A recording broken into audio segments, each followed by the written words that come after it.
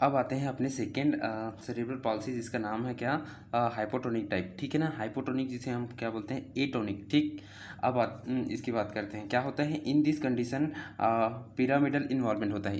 इस कंडीशन में क्या इन्वॉल्वमेंट होता है, पिरामिड्स इन्वॉल्वमेंट होता है, हमारे ब्रेन्स की पिरामिड्स इन्वॉल्वमेंट होते हैं। दिस पेशेंट आर एटोनिक और हाइपोटोनिक। ठीक है, इस पेशेंट को हम क्या बोलते हैं, एटोनिक या हाइपोटोनिक पेशेंट कहते हैं। इसके क्या क्या साइन होते हैं, ठीक है, साइन देख लेते हैं। साइन क्या देखने को मिलता है इसमें, tendon reflex is normal.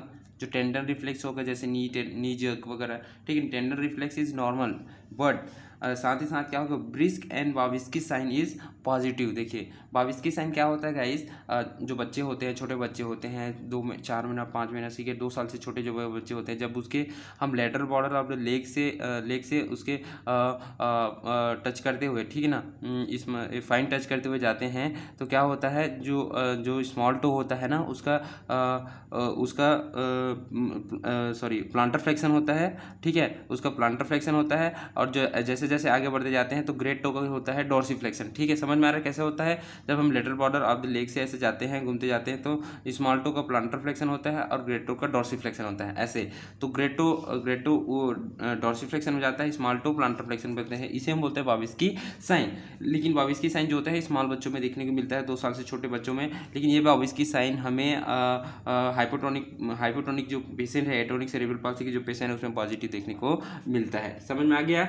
They are the severely mental retarded. ऐसे जो चाइल्ड होते हैं, बच्चे होते हैं, वो सीवियरली मेंटल रिटार्डेड होते हैं। ठीक है, मसल में slow fibre depolarization and the delayed CNS maturation in commonly. ठीक है, ये क्या बोल रहा है कि आपको पता है कि सेंट्रल नर्वस सिस्टम में हमें पता है माइलिन शीथ होती है। ठीक है, माइलिन की कवर होती है किसमें, न्यूरॉन्स में।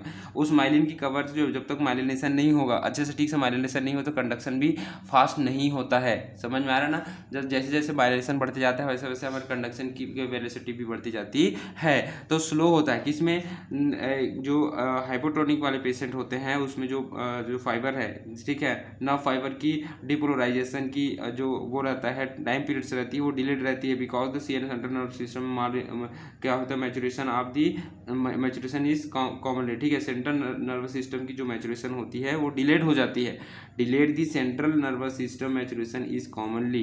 ठीक है ना, इसी कारण हमें जो वेलोसिटी होती है वो कम देखने को मिलती है। किस वाली कंडीशन में, हाइपोटोनिक सेरेब्रल पॉल्सी के पेशेंट में। समझ में आ रहा है गाइस, चलिए आगे बढ़ते हैं। अब आते हैं हमारे third type of the cerebral palsy, जिसका क्या नाम है, जिसका नाम है डाइकाइनेटिक सेरेब्रल पाल्सी। ठीक है, जिसे हम एक्स्ट्रा पिरामिडल सेरेब्रल पाल्सी भी कहते हैं। Very very important. चलिए स्टार्ट करते हैं। तो about 20 to 30% of the child affected from that condition. देखिए 20 से 30% ऑफ द पेशेंट जो होती है, जो चाइल्ड पेशेंट होती है, वो किससे अफेक्ट होता है, एक्स्ट्रा पिरामिडल सेरेब्रल पाल्सी से अफेक्ट होता है। In this patient high audiometry should be perform. इस कंडीशन वाले जो इस टाइप ऑफ सेरेब्रल पाल्सी के पेशेंट में हाई ऑडियोमेट्री परफॉर्म होता है, मतलब आप जोर से चिल्लाएंगे ना तभी उनको समझ में आएगा। ठीक है ना, हाई ऑडियोमेट्री परफॉर्म करते हैं, वो नॉर्मल वॉइस को सुन नहीं सकते। ठीक है, in this condition this child is unable to balance their head and difficult to sucking activity. ठीक है, इस कंडीशन में क्या होती है, जो बच्चे होते हैं, जो एक्स्ट्रा पिरामिडल सेरेब्रल पाल्सी के बच्चे होते हैं, वो अपने हेड को बैलेंस नहीं कर पाते। ठीक है, unable to balance their the head and difficult to sucking activity. और जो माँ के जो ब्रेस्ट से जो मिल्क को सक करने में उन लोग को क्या होती है, डिफिकल्टी होती है। समझ में आ रहा है किस टाइप के पेशेंट में, एक्स्ट्रा पिरामिडल सेरेब्रल पाल्सी के पेशेंट में। ठीक है, एटैक्सिक सेरेब्रल पाल्सी इन्वायरमेंट। ठीक है, एटैक्सिक, अब हम आते हैं चौथे टाइप के हमारे सेरेब्रल पाल्सी, जिसका नाम क्या है, एटैक्सिक सेरेब्रल पाल्सी इन्वायरमेंट। ठीक है ना, occurs in less than 5% of the patient. ये जो होता है less than 5% of the patient में देखने को मिलता है। वेरी वेरी इंपॉर्टेंट, याद रखना, सबसे कम यही मिलता है। ठीक है, एटैक्सिक सेरेब्रल पाल्सी की जो होती है वो less than 5% of the patient में देखने को मिलता है। In this condition patient walking in ataxic gait pattern. ठीक है, इस कंडीशन में जो बच्चे होते हैं वो एटैक्सिक गेट पैटर्न में चलते हुए दिखाई देते हैं। जब चलते हैं ना तो एटैक्सिक गेट पैटर्न पैटर्न में आपको चलते हुए देखने को मिलता है। ठीक है, it is appear in 2 year of age child, it is not so common type of the CP. ठीक है ना, ये क्या होता है, ये अपेयर होते हैं 2 years of the age of child में, ठीक है ना, देखने को मिलता है। साथ ही साथ it is not so common type of the CP, ये कॉमन टाइप सीपी नहीं है। ठीक है, ये बहुत रेयर होता है। ठीक है, मिक्स्ड टाइप ऑफ सीपी की बात कर लेते हैं। अपना लास्ट ऑफ हम अपने सीपी में आ गए हैं जिसका नाम क्या है, mixed type of the CP. ठीक है, मिक्स्ड टाइप में क्या होती है, mostly mixing of the mostly all type of the CP. इस mix type of the CP में हमें सभी प्रकार के जितने भी सीपी है हमारे पास, एटेक्सिक हो चाहे एक्स्ट्रा पिरामिडल हो, ठीक है ना, चाहे वो बात करें हाइपोटोनिक हो, ठीक है ना, चाहे वो स्पास्टिक हो, इन सभी सीपी की जो कैरेक्टरिस्टिक होते हैं, फीचर्स होते हैं, वो हमें मिक्स टाइप में आपको देखने को मिल जाएगा। ठीक है, not easy is a distinguished की हम इसको आसानी से बता नहीं पाएंगे कि ये यही प्रकार का सीपी है। ठीक है, क्योंकि उसमें बहुत सारे सीपी जो होते हैं, टाइप्स ऑफ सीपी के हमें उस सिम्टम दिखाई देते हैं।